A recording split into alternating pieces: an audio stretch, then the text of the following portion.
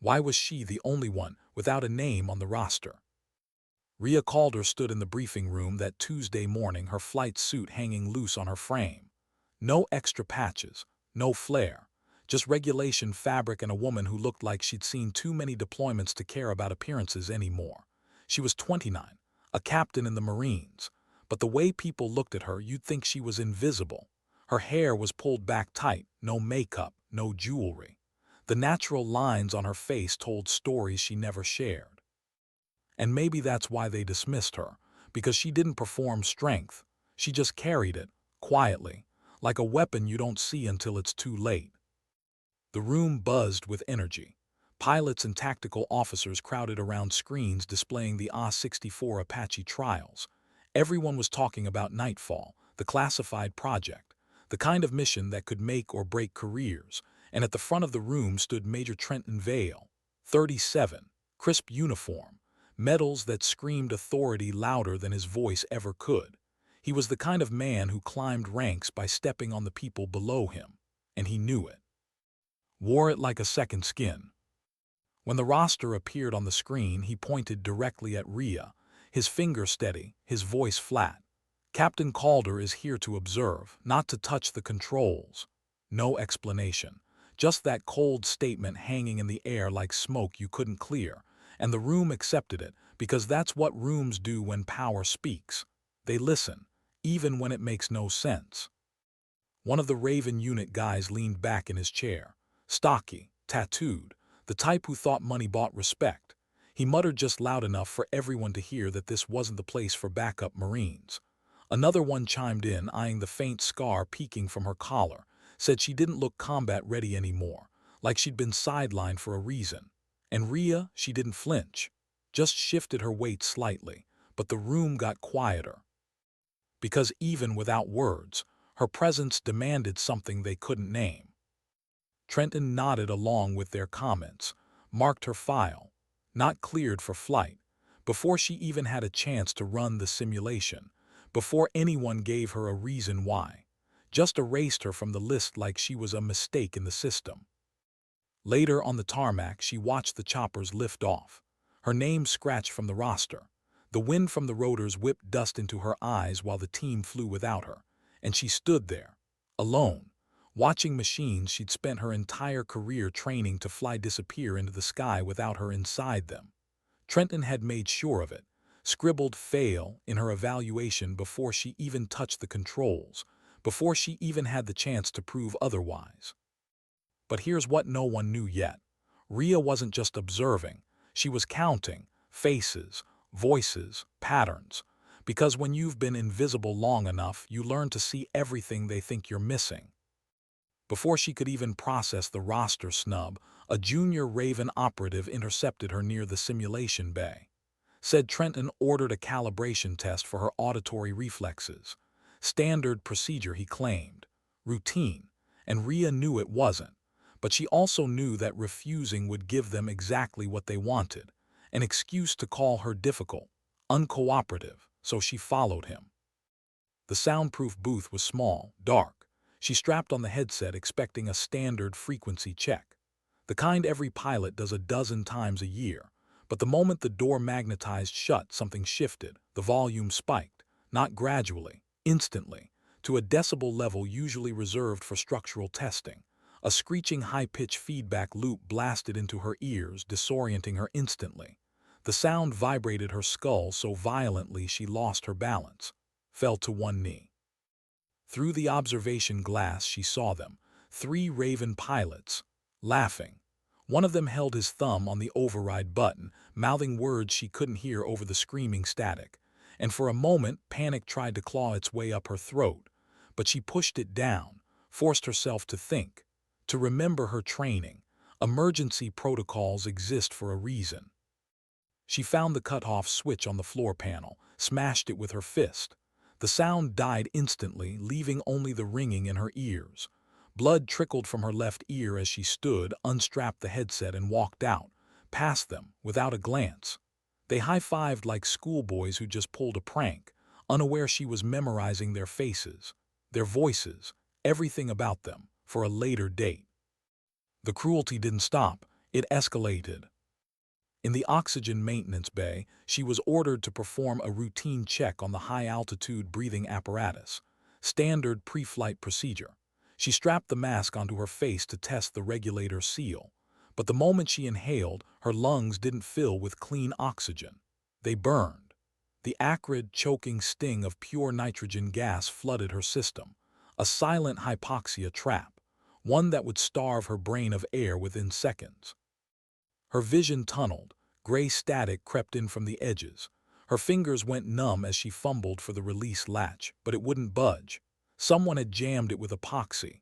Through the glass she saw him, the Raven technician, watching her struggle, tapping his watch, timing her, like he was curious how long it would take for her to pass out, how much brain damage she'd suffer before someone intervened. But Rhea didn't panic. She dropped her weight, used gravity, let her body fall and snapped the reinforced hose connecting the mask to the wall. The poison feed severed. She ripped the mask off, gasping for air on the cold tile, her chest heaving, vision slowly returning, and the technician, he shrugged, walked away. Marked equipment failure on his clipboard. Another black mark against her record. Another reason to call her a liability. But there was something they didn't understand about her yet. Pain wasn't new. Cruelty wasn't shocking. She'd survived worse than them. And she'd learned a long time ago that the people who hurt you always underestimate how much you can take. What came next proved just how far they were willing to go. Rhea sat on a bench changing into her work boots. Routine, automatic. She slid her right foot in. And then pain, sharp, slicing, shot through her heel and arch, forcing a sharp intake of breath through her nose. She pulled the boot off, shook it upside down, and watched as shards of crushed industrial glass mixed with jagged tacks spilled onto the concrete floor. The Raven operatives watched from the catwalk above, not laughing this time, just staring, cold, predatory, waiting for her to limp, to cry out for a medic, to give Trenton the excuse he needed to designate her medically unfit, to remove her permanently. Rhea didn't give them the satisfaction. She meticulously shook out the remaining debris, put the boot back on, despite the cuts already bleeding into her sock, and laced it up, tighter than before. Then she stood, and walked to her next station, with a perfectly even gait, forcing her mind to compartmentalize the stinging pain with every step. Her refusal to limp was a silent declaration, one that unnerved the men watching from above more than any threat ever could. The malicious intent deepened in the corridor leading to the officers' lounge. Rhea paused to straighten a fallen memorial plaque, dedicated to pilots lost in the last conflict. She carefully wiped a smudge of dirt from the brass nameplate. A sergeant she'd once served with, a man who'd saved her life in Kandahar. His name deserved better than dust and neglect. Trenton stepped out of the lounge, holding a half-eaten greasy burger wrapped in foil. He didn't just walk past her. He stopped, unwrapped the remaining food, and deliberately smeared the grease and ketchup directly across the nameplate she'd just cleaned, covering the dead hero's name in filth. He didn't say a word, just dropped the foil wrapper at her feet, ground it into the floor tiles with his heel, and watched her reaction with dead, shark-like eyes. It was desecration, a silent proclamation that he held no respect for the dead or the living, only for power. Rhea's hand trembled, hovering over the defiled nameplate. The urge to strike him physically was overwhelming. Every fiber of her discipline screamed to break his jaw, to make him bleed the way he'd made her bleed. But then she saw it, the security camera blinking above them, and she understood. He was baiting her, pushing her to cross the line, to give him the court-martial offense he needed. So instead of attacking, she pulled a clean cloth from her pocket, knelt down while he was still watching, and began to polish the brass again. Slow, reverent, circular motions, ignoring his presence entirely. The silence stretched, became awkward, heavy, until he was forced to walk away, denied the explosive reaction he'd craved. But the humiliation followed her everywhere, even into the mess hall an hour later, thick and suffocating like smoke. Rhea sat alone at a corner table nursing a cup of black coffee, And then Kale appeared, the stocky contractor from the Raven unit. He slammed his tray down on the opposite end of her table, rattling the silverware. He didn't speak to her directly. Instead, he turned his back and started talking, loud enough for the entire room to hear. Said he'd heard she got bounced from a unit in Afghanistan for freezing under fire. Said her scar wasn't from combat. It was from a training accident. That she'd been reassigned to this program because no one else wanted her. The lies spilled out of his mouth like poison, and the room listened, because lies always sound more interesting than the truth.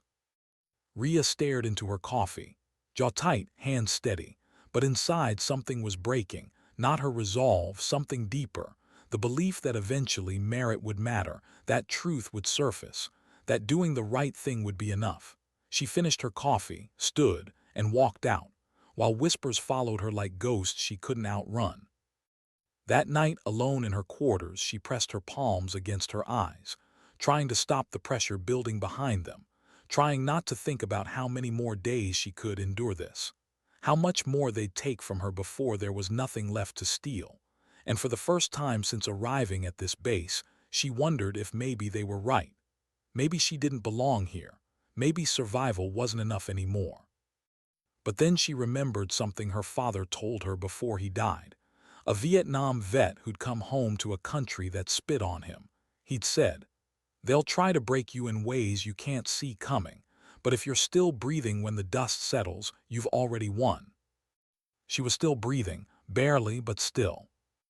What no one knew was that the storm was just beginning. The mission came 3 days later, nightfall, the classified operation everyone had been training for, a tactical strike deep in hostile territory, high risk, high value, the kind of mission that would cement legacies or end careers, and Rhea wasn't supposed to be on it. Her name wasn't on the final roster. Trenton had made sure of that. But 40 minutes before wheels up, Lieutenant Dax Morrison approached her in the hangar, nervous, sweating despite the cool air. He said one of the pilots went down with food poisoning, severe, medically grounded. They needed a replacement, someone who could fly the Apache as tactical support. And even though Trenton had blacklisted her, Dax couldn't afford to scrub the mission. Not with command watching, not with everything riding on this. So he cleared her, temporarily, just for this one flight. Rhea didn't ask questions, didn't celebrate, just geared up, because she knew this might be her only chance, her only opportunity to prove what they'd refused to see, that she belonged in that cockpit, that she was more than the rumors they'd spread, more than the lies they'd told. The flight out was tense, radio chatter minimal. She flew in formation, keeping perfect distance, adjusting to wind shear without being told, textbook precision. And for a moment, she let herself believe that maybe performance would speak louder than Trenton's hatred, that maybe just this once competence would matter. But then the mission parameters changed. Mid-flight, Trenton's voice crackled over the comms, cold, clipped. He ordered her Apache to break formation, to hold position over a marsh zone, said they needed overwatch, eyes on the extraction point. It sounded tactical, made sense on paper, so she complied, hovered at the designated coordinates, scanning the terrain below, waiting for the team to complete their objective. 30 minutes passed. Then another voice came through, one of the Raven contractors.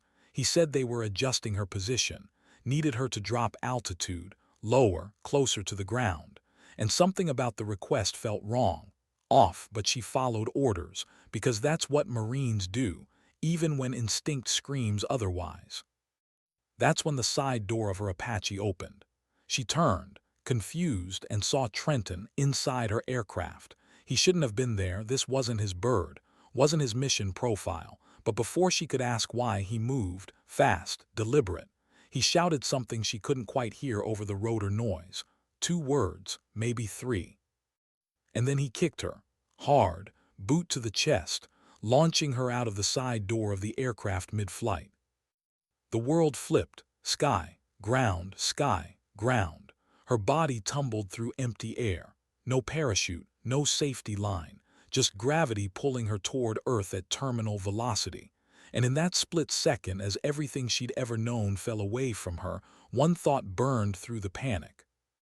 This was always the plan. They'd never intended for her to come back. The ground surged upward, fast, too fast. Her training kicked in instinctively. She tried to position her body, to angle for the marsh water instead of solid ground, to give herself any chance at all, but she knew the physics. Knew that hitting water at this speed was like hitting concrete, that survival wasn't likely, that this was how it ended, erased, silenced, forgotten. But there was something pressed against her chest, something she'd been carrying since the day she arrived at this base. A data device, encrypted, highly classified. It contained evidence she'd been gathering, slowly, carefully, evidence of everything they'd done, every sabotage, every lie, every attempt to break her.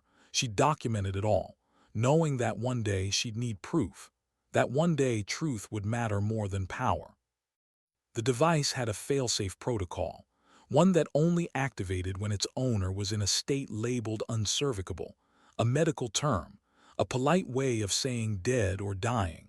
And as her body plummeted toward the marsh below, the device sensed her biometrics, her heart rate spiking, her blood pressure dropping, her body in free fall, and it activated. Uploaded everything, every file, every recording, every piece of evidence, sent directly to the Inspector General's office, to the Pentagon, to every authority that mattered, an automatic dead man's switch, one they never knew existed. Rhea hit the water, and the world went black. But what Trenton and his Raven unit believed was the end was actually just the beginning of something they couldn't control. When consciousness returned, it came in fragments. Pain, cold, the taste of marsh water in her mouth. Rhea opened her eyes to darkness, not the darkness of night, the darkness of being underwater, disoriented. Her lungs screamed for air. She kicked, hard, pushed toward what she hoped was up, broke the surface gasping, choking, alive.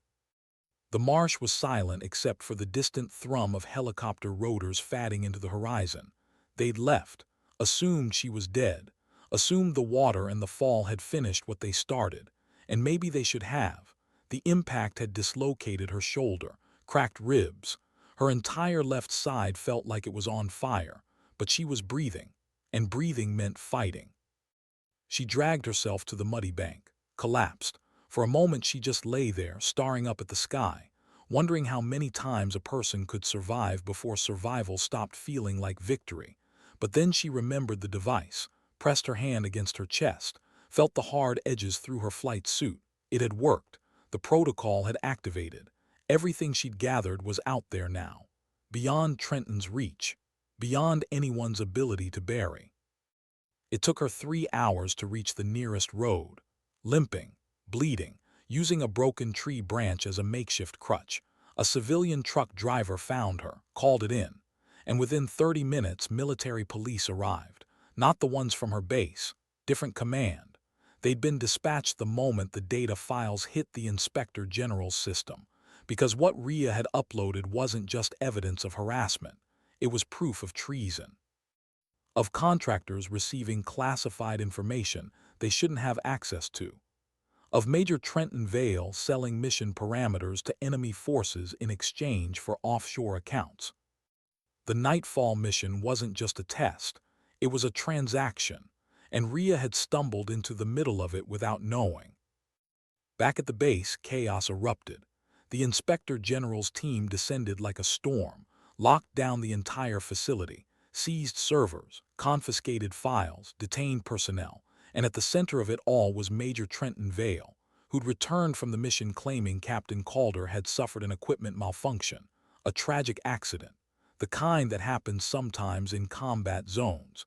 He'd even prepared a memorial service, written condolences to her family. Played the part of the grieving commanding officer. Until Rhea walked into the base medical facility, alive, broken, but very much not dead. The look on Trenton's face when he saw her was something she'd remember for the rest of her life. Not anger, not fear, just nothing. The mask slipping to reveal the emptiness underneath. The realization that everything he'd built was collapsing. that the woman he'd tried to erase had become the witness he couldn't silence. The military moved fast.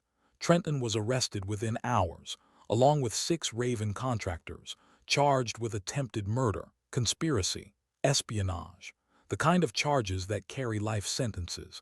And as they led him away in handcuffs, he looked at Rhea one last time. She didn't grin, didn't gloat, just watched.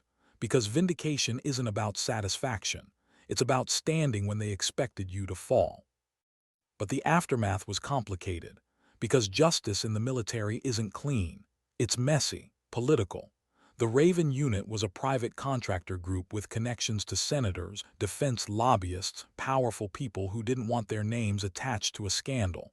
So they tried to bury it, offered plea deals, pushed for closed hearings, attempted to classify the entire incident to protect their investments.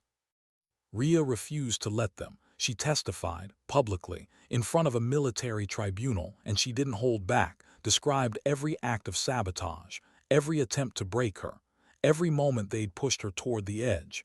Her testimony was calm, factual, devastating, because she didn't need to exaggerate. The truth was damning enough. Lieutenant Dax Morrison testified too, admitted he'd known something was wrong but had been too afraid to speak up. That fear of retaliation had kept him silent. His testimony corroborated everything Rhea said. And slowly, piece by piece, the full scope of the corruption emerged. Not just Trenton, not just the Raven contractors, but a network. One that had infected multiple units, that had compromised missions, that had put American lives at risk for profit. The tribunal lasted 3 weeks. At the end, Major Trenton Vale was sentenced to 25 years in a military prison, dishonorable discharge, loss of all benefits. The Raven contractors received similar sentences. Their company lost all defense contracts, was blacklisted from ever working with the military again. And the senators who'd protected them, they quietly resigned, took lobbying positions, disappeared from public view. But Rhea's fight wasn't over, because surviving wasn't the same as healing. The rehabilitation was brutal. Her shoulder required surgery, pins, physical therapy that made her cry in ways combat never had, because physical pain is one thing. The emotional toll of being broken by people who were supposed to be your brothers and sisters in arms, that cuts deeper, leaves scars that don't show on X-rays. The base gym became her battleground. She spent hours lifting weights that made her grimace, pushing through pain that made her vision blur, and people watched. The Raven unit stragglers who hadn't been fired, junior officers who'd stayed silent during her ordeal. They watched her sweat, watched her struggle, watched her refuse to quit. One afternoon, a cocky new transfer from another unit tried to challenge her, thought her injury made her weak, started mocking her sling near the heavy bags, making jokes about damaged goods, about washed-up pilots. Rhea didn't speak, just unclipped her sling, approached the bag, and unleashed a roundhouse kick with such terrifying velocity and precision that the bag chain snapped. The 100-pound sandbag crashed to the floor. The gym went dead silent. The transfer's face drained of color. Rhea calmly reclipped her sling and walked past him. The message was clear. She was more dangerous broken than they were whole. Lieutenant Dax found a final surprise in the system. A sabotage code Trenton had embedded in the flight control software. A dead man's switch, meant to ground the entire Apache fleet if he was ever removed from command. One final act of spite. One last attempt to destroy what he couldn't control. Dax called Rhea to the server room, panic in his voice. The countdown ticking away on the terminal. Rhea stared at the screen. She didn't know code, wasn't a programmer, but she knew Trenton, knew his ego, his patterns.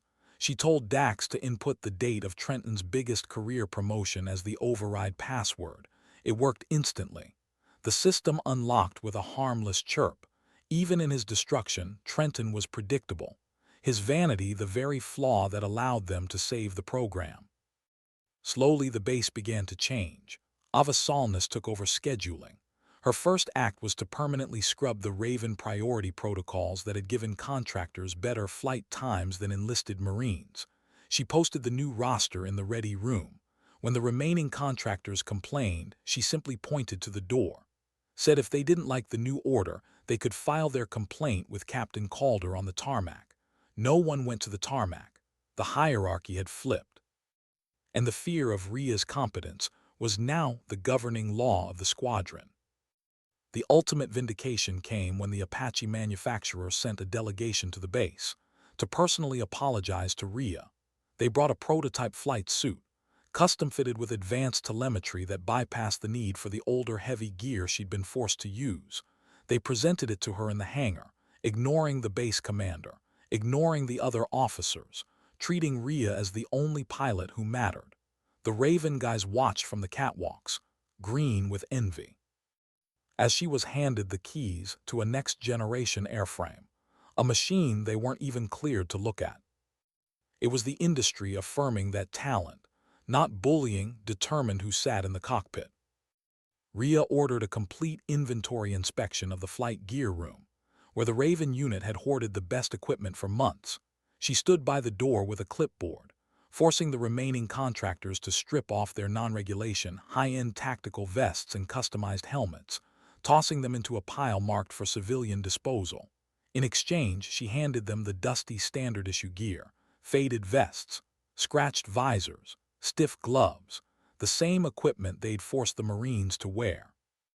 When one of them tried to protest, claiming the gear was uncomfortable, Rhea simply raised an eyebrow, reminded him that if a backup Marine could fly in it, a highly paid contractor should have no problem. Watching them struggle to buckle the old stiff straps while she wore her new prototype suit was poetic, a reversal that broke their morale more effectively than any court-martial. But there were still ghosts to face, still moments when the weight of everything threatened to pull her under. Rhea took her first flight in the new bird on a Tuesday morning, a solo run to recertify her status. The takeoff was flawless, the machine responding to her touch like an extension of her own nervous system. She flew over the spot where she'd been pushed, the marshland below looking peaceful from this altitude, and she waited for the fear, for the panic, for the trauma to surface and choke her. But it didn't come. Instead, she felt clarity, cold, hard, unshakable. She keyed the mic, broadcasting on the open channel that everyone back at base was monitoring. "Orion Actual on station," she said, reclaiming the call sign they'd tried to take from her. The cheers that erupted in the control tower were audible even over the radio static, a collective release of breath the squadron had been holding for weeks. In the mess hall, the culture shifted, driven by shame, by guilt, by the realization that silence is complicity. The table where Rhea used to sit alone was now always occupied, junior officers and crew chiefs waiting for her to join them. They didn't ask about the fall, didn't bring up the trial. They asked about torque ratios, about engagement strategies, desperate to learn from the survivor. The Raven unit's private table sat empty, a monument to their exile. When Rhea walked in for lunch now, the room didn't go silent out of awkwardness. It went silent out of respect, the clinking of silverware stopping as she passed, a silent salute no one had to explain. One evening, Rhea found Kale outside the main gate, the man who'd spread lies about her, who'd tripped her in the hangar, who'd laughed while others tortured her. He was packing his gear into a beat-up sedan, looked haggard, unshaven, stripped of his bravado. He saw her walking to her car, paused, like he might say something, an apology, an excuse, a plea for forgiveness. Rhea stopped, took off her sunglasses, looked him up and down, let the silence stretch for an agonizing minute. She didn't say a word, just unlocked her car, got in, and drove away, denying him the closure he wanted. Leaving him there in the dust of his own making was far more devastating than any curse she could have thrown. The final piece was the data drive itself, the Orion drive that had saved her life. Rhea stood on a pier overlooking the swamp at sunset, the drive heavy in her hand. It contained the proof, the leverage, the secrets that had brought down an entire corrupt network. She considered keeping it, as insurance, as protection against whatever might come next. But then she realized something. Holding onto it meant holding onto the fear Trenton had instilled. meant carrying the weight of that trauma forever, and she'd already carried enough. With a smooth overhand throw, she launched the drive into the deep water. It wasn't about hiding the truth anymore.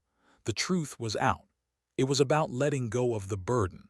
As the ripples faded, she felt the phantom pain in her shoulder finally recede, the last hook of the past dislodging from her spirit.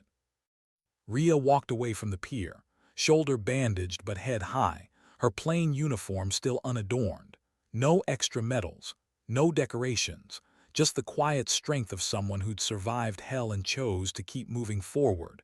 The base shifted around her now, whispers turning to salutes, nods of respect from people who'd once looked through her. She took over the Orion unit lead, the Marine who turned the tables without ever raising her voice. In the quiet after the storm, folks who knew her story understood. It wasn't about revenge. It was about truth catching up. Slow but sure, those pushes, those falls, they didn't define the landing. What defined it was getting back up, again and again, until the only ones still standing were the ones who refused to break. Sometimes dignity doesn't speak. It doesn't beg for acknowledgement. It doesn't demand justice with clenched fists and raised voices. It simply acts, endures, survives. And in surviving proves that the strongest weapon isn't the one that destroys, it's the one that refuses to be destroyed. Rhea Calder was that weapon, and everyone who doubted her now knew it. Not because she told them, but because she showed them, every single day, in every step she took, in every breath she refused to surrender. Some battles aren't won with explosions. They're won with the quiet, relentless refusal to disappear. And that's the kind of victory that echoes long after the gunfire fades.